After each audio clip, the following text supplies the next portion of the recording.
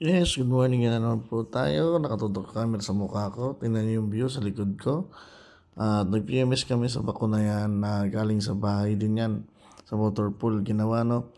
Time for PMS niya at may mga tagas na rin yung mga packing dahil matagal na ginamit sa project. At yan mga kasama natin, medyo makulimlim, nagulan. Tingnan niyo yung view sa likodan ko at maganda-ganda. At yan, nagkukwentuhan pa kami at nagbibiruan. Maya-maya po dyan ay mapakita ko yung gagawin. Bibidyoan ko lang yung bako. At hindi pa naman yung time na yan.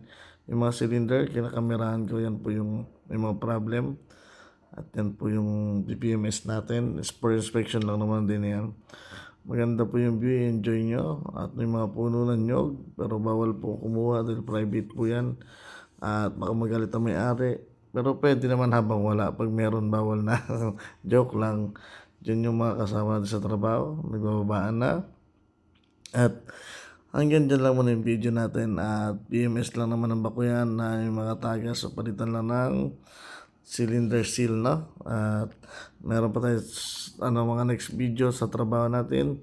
See you sa next video natin. At hanggang dyan lang muna. At yan lang ang video natin dahil PMS lang natin yung PC78-3 na yan, no? At yun na nga, medyo kumukulimlim, baka mabasa kami ng ulan. Tinutok ko na lang yung camera sa aking pagmumuka. Salamat na lang ulit sa mga viewer. Ako po si Heavy Equipment Doctor. And thank you. Baka pwede naman po pa-like, share, and subscribe to my YouTube channel.